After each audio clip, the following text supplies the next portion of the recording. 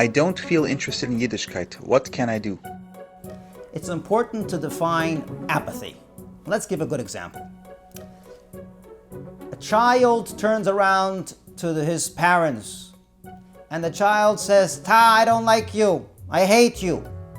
Ma.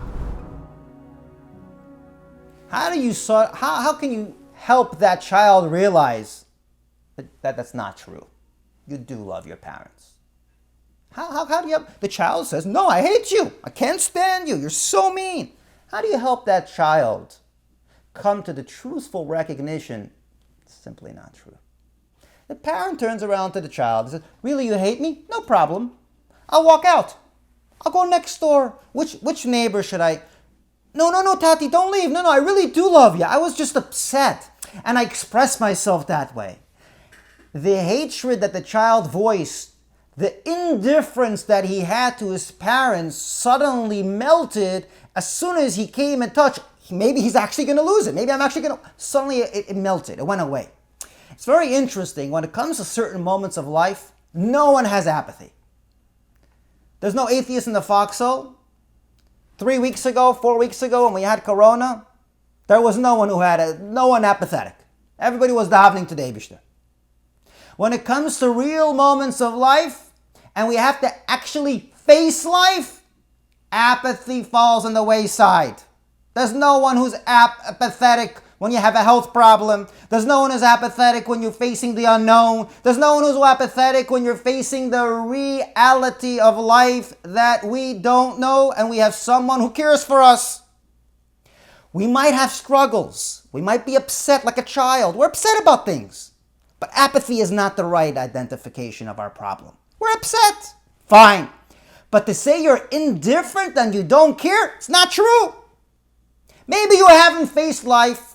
Maybe you haven't been put into the corner and faced the vulnerabilities of life. I remember there was once someone who spoke. There was a group of girls who were in shidduchim age. And one of them said, Rabbi, we don't feel like we want to daven. We're apathetic. We have no reason to daven. And the rabbi turned around. They were right before shidduchim age. And the rabbi turned around to them. And the rabbi says, really? I want you to come back to me in a half a year when you're dating. And you're facing the unknown. Will I find someone? Will I not find someone? How is he going to answer? All the different nuances that and that unknown. What are you going to be saying? You're going to be davening like a tatele. You're going to be opening the Tehillim and saying a kapitel Tehillim because you know the truth then, that you do care, you do belong, and there's an Eibush there, and there's someone there who we have to daven to. When we don't face the realities of life, we can hide in a bubble and say, okay, it doesn't really make a difference to me. It's almost like the Queen of France, when there was a hunger in France, she has no clue what hunger is. It's a famous story, you can Google it. She had no clue what a hunger is. So they came and they told her, the people are hungry, they need bread. She said, really, they need bread? She doesn't know what that means to need bread.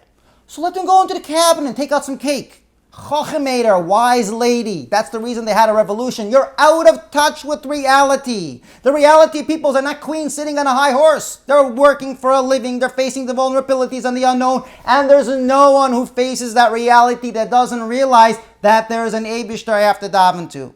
So the real answer to someone who's apathetic is to turn around to yourself and say, I'm not going to be, and I'm going to use the word of Tanya, I'm not going to be an idiot. I am not going to destroy myself by allowing myself to drown in this fake word called indifference. We all care. We do care. The moment someone tells you you're not Jewish, you're going to give them a black and blue. Because you are, and you do care. But you have a challenge. You have a question. Something bothers you. Ask.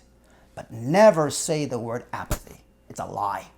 It's a high horse. It's a bubble.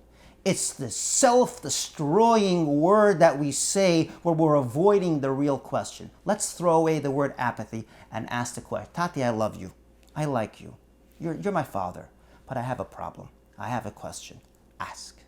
Apathy is not the right word.